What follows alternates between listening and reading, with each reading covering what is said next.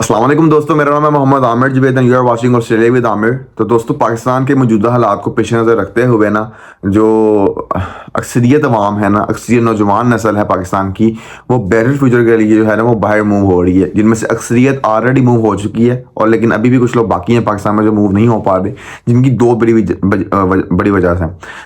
Number one, इनके पास पैसा नहीं है। नंबर दो, जिनके पास एजुकेशन नहीं है। अगर तो वीज़ा फ्री हो जाए ना पाकिस्तान में, तो पाकिस्तान में फ़ौज के अलावा कोई भी नहीं रहेगा। सच्ची बात है ये। तो जिन ममालिक को जो है पाकिस्तानी अवाम टारगेट करती है, वो यूके है, ऑस्ट्रेलिया है, अमेरिका है, यूरोप है। तो यूरोप में ये सीन है कि आपका मतलब काम ज़रा ईजी होता है as compare to this countries, क्योंकि आपका खर्चा कम लगता है, एजुकेशन फ्री है। लेकिन अपॉइंटमेंट्स वही है ना, पाकिस्तान से अपॉइंटमेंट नहीं मिलती। अमेरिका का भी ये सीन है, अमेरिका का वीज़ा नहीं लगता पाकिस्तान से। यूके के हालात वैसे ही बड़े माड़े हैं भाई। वो यूके में कोई, मैं तो किसी को मशवरा नहीं दूंगा, क्योंकि मैं भी जाने लगा था, लेकिन शुक्र है भाई, नहीं, अल्लाह का शुक्र अदा करता हूँ। और मैं फिर आखिर में बचता ऑस्ट्रेलिया। ऑस्ट्रेलिया का स्टडी वीज़ा जो है वो भी आजकल बहुत रिफ्यूज़ हो रहे हैं, मतलब बहुत मुश्किल से लग रहा है ऑस्ट्रेलिया का ना स्टडी वीज़ा भी। तो क्योंकि इन्होंने जो रूल्स है ना वो ज़रा बड़े सख्त कर दिए हैं। माइग्रेशन प्लान आया था पिछले साल ना, तो उसमें इन्होंने काफ़ी ज़्यादा चेंजेस की बात की थी और कुछ कर भी रहे हैं। तो अब लेकिन इसका एक हाल है ऑस्ट्रेलिया आने का कि आप डायरेक्ट जो है ना वो परमानेंट रेजिडेंसी पे भी आ सकते हैं। तो इस वीडियो में ना मैं आपको 3 ऐसे वीज़ास के बारे में बताऊंगा जिनकी जिनकी वजह से आप डायरेक्ट परमानेंट रेजिडेंसी पे ना ऑस्ट्रेलिया आ सकते हैं।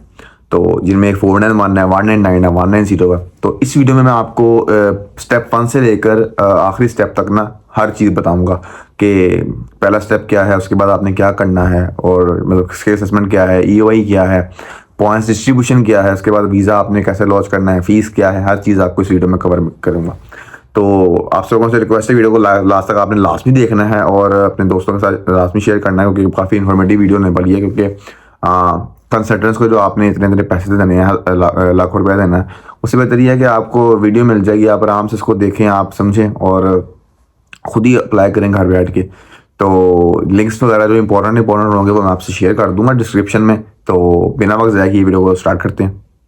तो दोस्तों, ऑस्ट्रेलिया की बीआर अप्लाई करने के लिए जो पहला स्टेप रिक्वायर होता है वो है आपका स्किल असेसमेंट का, जो कि बहुत इंपॉर्टेंट है। अब स्किल असेसमेंट से मतलब क्या है?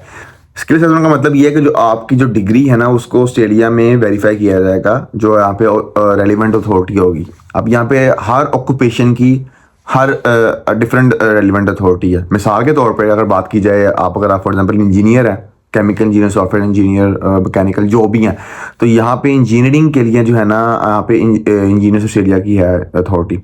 तो वो आपकी जो है डिग्री को वेरीफाई करेंगे कि आया आपकी जो डिग्री है वो ऑथेंटिक है।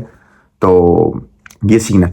इसके अलावा आती है आपकी एसीएस। अगर आप कंप्यूटर एनालिस्ट हैं, कंप्यूटर साइंटिस्ट हैं, तो एसीएस आपकी रेलिवेंट होती होगी, वो आपकी स्किल असेसमेंट करेगी। ACS stands for Australian computer society. इसके अलावा अगर आप टीचर हैं तो टीचर के लिए अलग है, फॉर एग्जांपल AITSL है, for example Australian institute of teaching and schooling leadership. तो ये डिफरेंट मतलब कि रेलिवेंट अथॉरिटीज हैं हर ऑक्यूपेशन के लिए। इसकी जो है आपको लिंक शेयर कर दूंगा, वहाँ पे जाके अपने ऑक्यूपेशन को चेक कर लीजिएगा कि आपकी कौन सी अथॉरिटी है। फिर आपने उनकी वेबसाइट पे जाके जो है ना वो आपने डिग्री असेसमेंट करवानी है, अपनी डिग्री स्किल, इसको जो भी आप कह लें। तो पहला स्टेप है ये, बहुत इंपॉर्टेंट है। तो इसका जो लिंक है मैं आपसे शेयर कर दूंगा, ठीक है। तो बाकी अब दूसरी बात रही, इसी पे अलग वीडियो भी बना दूंगा कि आपने जो है अपनी डिग्री असेसमेंट किस तरह करनी है। मैंने अपनी जो है, मैं एज अ केमिकल इंजीनियर हूँ, मैंने अपनी इंजीनियर ऑस्ट्रेलिया से की थी। तो उसका मैं आपको वीडियो बना कर दिखा दूंगा किस तरह की थी। बहुत सिंपल सा प्रोसेस है यार, 15 से 20 मिनट में आप अपनी स्किल असेसमेंट अप्लाई कर सकते हैं। तो अगर आप सेम कंसल्टेंट के पास जाएंगे तो वो आपसे तकरीबन $400-500 अपनी फ़ीस ले लेगा, बाकी स्किल असेसमेंट की फ़ीस अलग। तो वही आपको मैं अपनी वीडियो में बताऊंगा, वो आप $200 से $300 आपका लगेगा और आप स्किल असेसमेंट फास्ट ट्रैक पे कर सकते हैं। तो ये बड़ा इंपॉर्टेंट स्टेप है अपना PR अप्लाई करने के लिए। सबसे मेन और इम्पोर्टेंट स्टेप जो है ना, फर्स्ट स्टेप ये स्किल असेसमेंट का। इससे बगैर आप आगे प्रोसेस कर ही नहीं सकते आप, ठीक है ना। तो ये अब अगले स्टेप की तरफ मूव करते हैं, जो कि है EOI। तो लेट्स स्टार्ट। तो यार दूसरा स्टेप जो है ना वो है आपका EOI लॉन्चमेंट। अब EOI क्या होती है? EOI होती है एक्सप्रेशन ऑफ इंटरेस्ट। अब एक्सप्रेशन ऑफ इंटरेस्ट क्या होता है, इसमें ये होता है कि आपने स्टेट को जो है ना अपना इंटरेस्ट शो करना होता है कि भाई मैं इस स्टेट में जो है ना अप्लाई करना चाहता हूँ, ठीक है, परमानेंट रेजिडेंसी के लिए आपने अपना इंटरेस्ट शो करना होता है। सिंपल सा तरीका है, इसमें क्या करते हैं, आपने स्किल सेलेक्ट की वेबसाइट है, उसका लिंक मैं आपसे शेयर कर दूंगा, वहाँ पे जाना है, आपने अपना लॉगिन वगैरह करना है, जो साइनअप करना है, अपनी डिटेल्स वगैरह देनी है, ईमेल वगैरह, उसमें आपने अपना नाम देना है, मतलब कि ये सिंपल सी डिटेल्स हैं। आप अपना नाम देना, अपनी एजुकेशन देनी है, आपने स्किल असेसमेंट की होगी, उसका एक नंबर होता है, वो अपने नंबर देना था, क्योंकि पता चलेगा आपने स्किल असेसमेंट करवा लिया है। ईवाई लॉन्च करने के सबसे इंपॉर्टेंट जो है ना, ईवाई लॉन्च करने के लिए वो स्किल असेसमेंट ही है, ठीक है। उसके बाद बाकी आपका सिंपल डेटा, आपने आपकी जो आपका ऑक्यूपेशन कौन सा है, तो वहाँ पे आपने सेलेक्ट करना है। एक एएनसी कोड होता है, उसका लिंक भी आप शेयर कर दूंगा, कि आपने अपना एएनसी कोड किस तरह आप चेक कर सकते हैं, और उसका आपने अपना एक्सपीरियंस आपने शेयर करना है, पुट करना है कि आपका एक्सपीरियंस कौन सा है। अगर आपका एक्सपीरियंस 3 साल ज़्यादा है तो आपने अपना एक्सपीरियंस भी जो है ना वो असेस करवाना है, ठीक है। सेम जो आपकी डिग्री असेस करेगा वही आपकी अथॉरिटी जो है ना आपका एक्सपीरियंस भी असेस करेगा। ये हो गया। उसके बाद आपने अपनी ये डिटेल्स वगैरह हो गया, आपने अपना जो इंग्लिश कॉम्पिटेंसी का स्कोर है वो भी आपने अपलोड मतलब कि ऐड करना है, आपको जितने बन रहा होगा जो आप पॉइंट्स वगैरह आपने ऐड करने। ये सारा डेटा जो है ना आपने अपना पुट करना है, वहाँ पे एंड पे आके आपसे कोई क्वेश्चन ऐड आएगा एक, वो आपने फिल करना है और आपने सबमिट कर देना है। तो इस पे भी वीडियो बना देंगे यूआई किस तरह लॉन्च करनी है, बहुत सिंपल सा प्रोसेस है, 15 से 20 मिनट में ना आप इजीली कर सकते हैं खुद ही। इसका भी कंसल्टेंट कितने कितने चार्ज करते हैं। तो अब आपने लॉन्च कर दी। अब इसमें सीन इस तरह का है कि जो ये आपने लॉन्च कर दी ना, बाद में अगर आपके फॉर एग्जाम्पल पॉइंट्स इंक्रीज होते हैं, आपने फॉर एग्जाम्पल पहले प्रोफेशनल ये नहीं किया हुआ था, आप बाद में करते हैं तो उसके पॉइंट्स आपको मिलेंगे। उसके बाद आप अगर 90 आपने नहीं किया वो आप करते हैं, उसके पॉइंट्स आपको मिलेंगे, आप उसको ऐड कर सकते हो, तो वो आपके पॉइंट्स जो है वो अपडेट हो जाएंगे। तो आपकी जो लॉन्चमेंट डेट है ना यूआई की वो सेम रहेगी, तो ठीक है। और वो मैटर करती है, बहुत ज़्यादा मैटर करती है वो। वेस्टर्न ऑस्ट्रेलिया की आप वेबसाइट पर जाए ना तो उन पे उन्होंने बकायदा लिखा हुआ है कि क्या चीज़ किन किन चीज़ों की बेस पे हम इनवाइट देती हैं, किन को प्रोटेस्ट करते हैं। नंबर 1 पे ये है कि आपके वेस्टर्न ऑस्ट्रेलिया का प्रेसिडेंट होने चाहिए, और आपकी यूआई जो है वो जितनी पुरानी होगी उतना अच्छा है, और जितने आपके मैक्सिमम पॉइंट्स होंगे, ये चीज़ें बड़ी मैटर करती हैं। तो ईओआई आप जितना जल्दी हो सके आप असेसमेंट करवा के ईओआई लॉन्च करें। ईओआई खैर आपने लॉन्च कर दी, इसके बाद आप जब अपडेट करेंगे तो अपडेट की वहाँ पर डेट लिखी भी आ रही होगी, कि पहले ये ऊपर लिखी आ रही होगी कि लॉन्चमेंट डेट, पर नीचे आ रही होगी अपडेटेड डेट। तो ये हो गया। इसके अलावा ये आपने आप वहाँ पे आपने ना ईओआई लॉन्च करते वक्त तो आप उसमें आप डिफरेंट वीज़ा सेलेक्ट कर सकती हैं, 189, 190, 491 जो भी है, और जिस स्टेट में आपने करना है वो स्टेट आप सेलेक्ट कर सकते हैं। सारे स्टेट में करना है आपने सारे सेलेक्ट कर सकते हैं। तो आप अगर चाहें तो अलग अलग ईओआई भी अलग अलग वीज़ास के लिए अलग अलग स्टेट्स के लिए भी कर सकते हैं। ईओआई कर सकते हैं मल्टीपल, लेकिन आप बात करते हैं आरओआई की, रजिस्ट्रेशन ऑफ इंटरेस्ट। अब अगर फॉर एग्जांपल आप 41190 के लिए जो है अगर आप विक्टोरिया या एनएसडब्ल्यू में अप्लाई कर रहे हैं तो आपको आरओआई भी लिखनी होगी, मतलब कि सबमिट करनी होगी। अब इसमें क्या सीन, आप लिविंग इन मेलबोर्न की वेबसाइट पर जाएंगे तो वहाँ जाके आप जो है अपना डेटा पुट करेंगे, ईमेल वगैरह जो भी है, और आप वहाँ पे ईओआई नंबर जो है ना वो आप ऐड करेंगे। तो वो ऐड करने के बाद आप सबमिट करेंगे तो आप जो है अगर आपको फॉर एग्जांपल विक्टोरिया से इनवाइट आता है तो आप अपना वीज़ा लॉन्च कर पाएंगे। तो इसलिए विक्टोरिया के लिए आपको ईओआई और आरओआई दोनों सबमिट करनी होगी, ठीक हो गया। और सेम केस में अगर हम देखा जाए एनएसडब्ल्यू में जो है आरडी होता है, तो उसमें ये जिस तरह आपकी ईओआई आरओआई है ना, उसी तरह एनएसडब्ल्यू की आरडीए होती है। अब आरडीए में ये होता है कि आप जो एनएसडब्ल्यू है ना उन्होंने 13 से 14 आरडीएस डिफरेंट बनाई हैं, डिफरेंट मतलब कि ना एरियाज डिफाइन किए हैं कि इतने एरियाज हैं, और इनमें ही मतलब कि ना हर एरिया का ना अलग अलग सिनेरियो है, अलग अलग उनमें ऑक्यूपेशंस प्रायोरिटी ऑक्यूपेशंस हैं। तो आपने वेबसाइट पर जाके चेक करना है, गूगल पर जाके चेक करना है कि आरडीएस पर चेक करना है, और आरडीएस इन एनएसडब्ल्यू। तो जो आप हर आरडी में आप चेक करेंगे आपका जो ऑक्यूपेशन है वो उसमें क्या कहते हैं प्रायोरिटी में है भी कि नहीं, फिर आप उसमें जाएंगे, वहाँ जाकर आप वो आरडी भी सबमिट करेंगे। तो कुछ जब पहले जो ये नया नया आरडी आया था ना तो उसमें ये सीन था इसकी ना $8,000 समथिंग फीस आई गेस थी, तो वो आपने पहले सबमिट करवानी थी। तो लोगों को ये था कि आज ये जो ये सीन था कि 8,000 अगर आप देंगे ना तो उसमें ये होता है कि आपका जो ऑफिसर है ना वो आपकी फाइल चेक करेगा कि आप एलिजिबल भी हैं कि नहीं, आपके पॉइंट्स इतने हैं कि आपको इनवाइट भेजा जाए कि नहीं। तो बस मतलब उसमें ये था कि आवाम को ये था कि 8,000 हम देंगे तो हमें पक्का पक्का इनवाइट आएगा, लेकिन ऐसा सीन कोई नहीं था।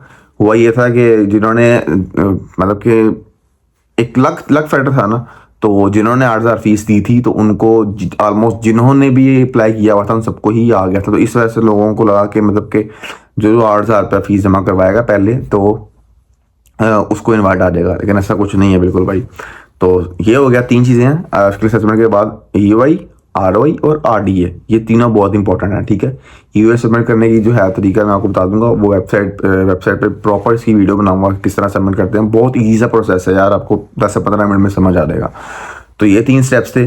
अब आगे चलते हैं। आगे हमारा जो तीसरा चीज़ आएगी ना, तीसरा टॉपिक, वो है पॉइंट्स डिस्ट्रीब्यूशन। Let's start.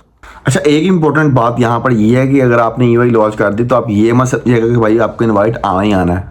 आपकी जो इनवाइट है ना, वो आपके काफ़ी फैक्टर्स पे डिपेंड करता है। आपका ऑक्यूपेशन कौन सा है, आपका प्योरिटी ऑक्यूपेशन है भी कि नहीं है, तो वो आपने चेक करना है। तो उसके अलावा आपकी जो पॉइंट्स हैं वो कितने ज़्यादा हैं। फॉर एग्जाम्पल के तौर पर अगर देखा जाए तो लास्ट टाइम मतलब आपको कट ऑफ पॉइंट पता होना चाहिए कि आपका लास्ट जो राउंड चला था उसमें आपके जो ऑक्यूपेशन था उसके कितने पे आपका इनवाइट आया था। तो आपको उससे आइडिया हो जाता है कि आपके इतने पॉइंट्स आपके एटलीस्ट होने चाहिए, तब जाके आपका इनवाइट आएगा, ठीक है। मिसाल के तौर पे अब लास्ट राउंड जो हुआ था केमिकल इंजीनियर का, उसमें जो 491 के लिए जो आया था इन्वाइट, वो आई गेस 95 या 100 पॉइंट्स पे आया था। तो आपको रेंज में होना चाहिए कि एटलीस्ट 90 पॉइंट्स तो आपके होने चाहिए, तब आपके जाके चांस बनेगा। तो सीट्स पे भी डिपेंड करता है यार, इन्होंने 65 पॉइंट्स पे भी जो है वो PR बांटी भी है, तो ये भी डिपेंड करता है। लेकिन इसका हरगिज़ मतलब नहीं है ये लॉन्च करने का कि आपको डेफिनेटली इनवाइट आएगा ही आएगा। तो ये एक इंपॉर्टेंट बात है। तो यार अब बात करते हैं पॉइंट डिस्ट्रीब्यूशन की, जो कि बहुत इंपॉर्टेंट है, इसके बारे में आपको पता होना चाहिए। और इसकी मिनिमम रिक्वायरमेंट्स जो है ना, जो भी eligible for this visa is whether for 491, 190, 189 is 65 points. सबसे पहले बात करते हैं एज की। एज की पॉइंट्स डिस्ट्रीब्यूशन किस तरह की, इसकी बात करते हैं। तो अगर आपकी एज जो है 18 से 24 के दरमियान है तो आपको मिलेंगे 25 पॉइंट। अगर आपकी एज 25 से 32 के दरमियान तो आपको मिलेंगे 30 पॉइंट, जो कि मैक्सिमम पॉइंट्स है। और इसके बाद अगर आपकी एज 2 से 39 के दरमियान है तो आपको मिलेंगे 25 पॉइंट। और सिमिलरली अगर आपकी एज 40 से 44 के दरमियान तो आपको मिलेंगे 15 पॉइंट्स। तो ये था आपकी एज डिस्ट्रीब्यूशन, एज के पॉइंट्स की डिस्ट्रीब्यूशन थी। अगर आप बात की जाए आपकी डिग्री की, एजुकेशन की, तो अगर आपने एसोसिएट डिग्री की है, डिप्लोमा किया हुआ, तो आपको मिलेंगे 10 पॉइंट्स। अगर आपने बैचलर्स किया तो आपको मिलेंगे 15 पॉइंट्स। सिमिलरली अगर आपने मास्टर्स किया हुआ तब भी आपको मिलेंगे 15 पॉइंट्स। लेकिन अगर आपने PhD की हुई है ना तो आपको मिलेंगे 20 पॉइंट्स, जो कि मैक्सिमम पॉइंट्स हैं फॉर एजुकेशन। तो अब बात करते हैं आपकी मार्शल स्टेटस की। अगर आप सिंगल हैं तो आपको मिलेंगे 10 पॉइंट। अगर आप मैरिड हैं तो आपको मिलेंगे ठेंगा 0 पॉइंट्स। तो अब बात करते हैं इंग्लिश की। ये बहुत इंपॉर्टेंट है भाई। यहाँ पे सीन को इस तरह का है कि मेन कंपटीशन यहाँ से आप मेन कंपटीशन में आप यहाँ से आते हो, कंपटीशन यहाँ पे होता है। अब मिसाल के तौर पर अगर आपकी इंग्लिश जो है वो कॉम्पिटेंट है, तो कॉम्पिटेंट अगर आपकी इंग्लिश है तो फॉर एग्जाम्पल आपके 6 ईच हैं आइट्स में, आपके 65 से कम है आपके PT में, तो आपको मिलेंगे 0 पॉइंट्स। अगर आपकी जो आपके पॉइंट्स हैं वो फॉर एग्जांपल 7 ईच हाइट्स में, अगर आप 65 ईच हैं PT में, तो आपको मिलेंगे 10 पॉइंट, जो कि आपकी प्रोफिशिएंट इंग्लिश आ जाती है। और अगर आपकी स्पीरियड इंग्लिश है आपको मिलेंगे 20 पॉइंट। स्पीरियड इंग्लिश में आपके आर्ट्स में 80 चले जाते हैं और PT में आपके 79 आ जाते हैं। आप अगर आप कंपेयर करें आयल्स को और PT को, तो PT is way easier than IELTS, ठीक है। तो आई वुड प्रेफर कि आप PT दो, आयल्स की तरफ मत जाओ, आयल्स बहुत टफ है, हमने भी आयल्स दिया था। तो एक मतलब फॉर एग्जाम्पल अगर आपके आयल्स में 6 ही चाह रहे हैं ना, तो आपके PT में वहाँ आपके 7 ही चाह सकते हैं, ठीक है। तो इतना ईजी है सर, आप गैस कर सकते हैं। अगर आप बात कीजिए एक्सपीरियंस की, बहुत इंपॉर्टेंट है भाई, ये बहुत इंपॉर्टेंट फैक्टर है। तो अगर आपकी ये एक्सपीरियंस ओवरसीज 0 to 3 ईयर्स है तो आपको मिलेंगे 0 पॉइंट्स। और अगर आपका इनसाइड ऑस्ट्रेलिया अगर आपका इतना एक्सपीरियंस है तो आपको मिलेगा 5 पॉइंट्स। मतलब फर्क है 5 पॉइंट्स का ना। और मिसाल के तौर पर आपका एक्सपीरियंस 3 से 5 साल का ओवरसीज तो आपको मिलेंगे 5 पॉइंट्स। और अगर आपको ऑस्ट्रेलिया में है तो आपको मिलेंगे 10 पॉइंट्स। और सेम अगर आपका मोर देन या इक्वल टू आपका है 8 ईयर्स का एक्सपीरियंस तो आपको मिलेंगे 15 पॉइंट्स ओवरसीज के। अगर आपका ऑस्ट्रेलिया के अंदर एक्सपीरियंस देना है तो आपको मिलेंगे 20 पॉइंट्स, जो कि मैक्सिमम पॉइंट्स हैं फॉर एक्सपीरियंस। और अगर बात की जाए आपकी पार्टनर स्किल्स की, तो इसमें सीन कुछ इस तरह का, अगर आपके पार्टनर जो है आपका स्किलफुल पर्सन है तो उसकी पहले डिग्री असेसमेंट होगी उसकी भी। और अगर उसके आयल्स में जो है वो 6 ईच है तो उसको मिलेंगे 5 पॉइंट्स। आपको मिलेंगे 5 पॉइंट्स। और सिमिलरली अगर आपके जो उसके कॉम्पिटेंट इंग्लिश है अगर उसकी फॉर एग्जाम्पल 7 ईच है तो आपको मिलेंगे 10 पॉइंट्स। ये हो गया आपका पार्टनर स्किल्स हो गया। अब मिसाल के तौर पर आपने ऑस्ट्रेलिया से है मास्टर्स किया हुआ है तो आपको मिलेंगे 10 पॉइंट्स। और अगर आपने प्रोफेशनल ईयर किया हुआ है तो आपको मिलेंगे 5 पॉइंट्स। और अगर आपने वो किया हुआ है नाटी किया हुआ तो आपको मिलेंगे 5 पॉइंट्स।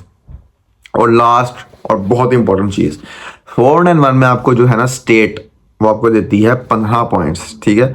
और वैसे ही आपके जो है 55 पॉइंट्स तो वैसे ही हो जाते हैं भाई, 50 पॉइंट वैसे ही हो जाते हैं, 15 पॉइंट्स से जाती है तो आप 491 के लिए तो एलिजिबल हो जाते हो।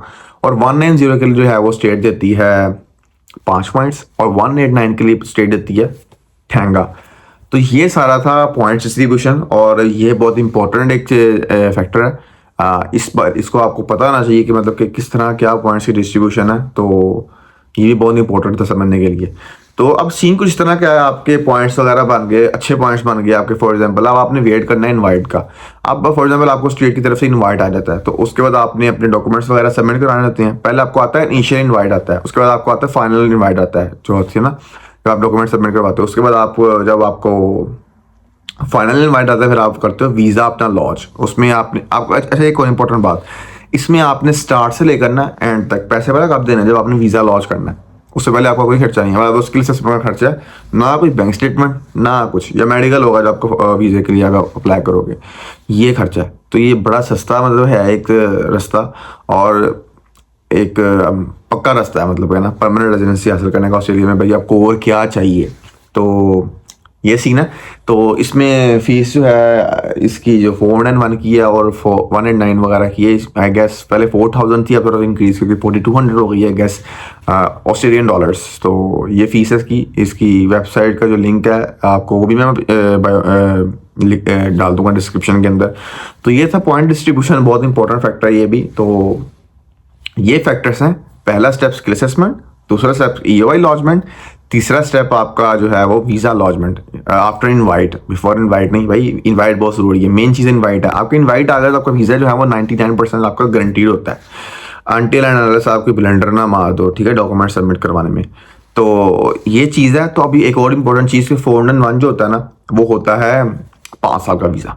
अब इसमें ये होता है कि आपने 3 साल जो होता है ना वो रीजनल एरिया में आपने काम करना होता है, वहीं रहना होता है। मिसाल के तौर पर जिस तरह पर्थ हो गया, अभी पर्थ वेस्टर्न ऑस्ट्रेलिया के रीजनल में आता है, तो यहाँ पर अगर आप 3 साल रहेंगे, यहाँ पे 3 साल काम करेंगे, और सैलरी रिक्वायरमेंट्स जो है ना वो आएगा 73,000 समथिंग डॉलर्स है per annum, including superannuation I guess. तो इसको मैं डिस्क्रिप्शन में इसके बारे में भी डाल दूंगा, तो कंफर्म करके ना। तो ये रिक्वायरमेंट्स हैं, तो उसके बाद आप एलिजिबल हो जाते हैं फॉर पीआर के लिए। तो है भी ये भी पीआर ही है 401, क्योंकि अल्टीमेटली आप जो है ना वो पीआर हासिल कर लेते हो। 401 के बाद जो आपको वीज़ा मिलता है वो होता है 190, जो कि परमानेंट रेजिडेंसी है। और 190 जो है वो डायरेक्ट पीआर है, उसके लिए आप जहाँ मर्जी जाके रहो, कोई टेंशन नहीं है भाई, अब आप ऑस्ट्रेलिया के पक्के बंदे हो गए। और 189 जो होता है वो भी पक्का वीज़ा ही है, परमानेंट रेजिडेंसी है। उसमें बस ये होता है कि उसको स्किल इंडिपेंडेंट कहते हैं, स्किल इंडिपेंडेंट वीज़ा कहते हैं। क्यों? क्योंकि उसमें आपको स्टेट जो है वो कोई पॉइंट नहीं दे रही होती, वो आपके अपने पॉइंट्स होते हैं। तो ये सारा था। आपको उम्मीद करता हूँ मतलब कि काफ़ी इन्फॉर्मेटिव वीडियो रही होगी। ये स्टेप्स थे, आपको जो आपको जहाँ पे समझ नहीं आई आप मुझसे कमेंट्स में पूछ सकते हैं, आपको इंशाल्लाह आपके सवाल का जो है भरपूर जवाब दिया जाएगा। और नेक्स्ट वीडियो मुझे आप कमेंट्स में बताएंगे किस पे बननी चाहिए। तो यही है जो यही इन्फॉर्मेशन थी जो आपको बतानी थी, और ये बहुत इंपॉर्टेंट इन्फॉर्मेशन आपको पता होनी चाहिए। तो वीडियो पसंद आई तो वीडियो को लाइक शेयर लाजमी कीजिएगा, साथ साथ चैनल को जो है वो सब्सक्राइब कर दें, और अपने दोस्तों के साथ जो है वो शेयर करें जो ऑस्ट्रेलिया आना चाहते हैं, जिनको तरीके का नहीं पता। कंसल्टेंट्स को जितने पैसे देने हैं भाई, आपके पास वीडियो आ गई है, आपके साथ सारा लिंक्स जो है वेबसाइट के शेयर कर दूंगा, और भी वीडियोस बना दूंगा, मतलब किस तरह हमें अपनी डिग्री असेसमेंट करवानी है, किस तरह ये लॉन्च करनी है, हर चीज़ बता दूंगा। तो कंसल्टेंट को पैसा देने की कोई ज़रूरत नहीं है भाई, यूट्यूब आपके सामने पड़ी है भाई, खुद को थोड़ी सी कोशिश जो है ना वो खुद भी कर लो। तो ये सीन है सारा। बाकी अगर वीडियो पसंद है वीडियो को लाइक शेयर लाजमी कीजिएगा। मिलते हैं आपसे अगली वीडियो में। अल्लाह हाफिज़, बाय बाय।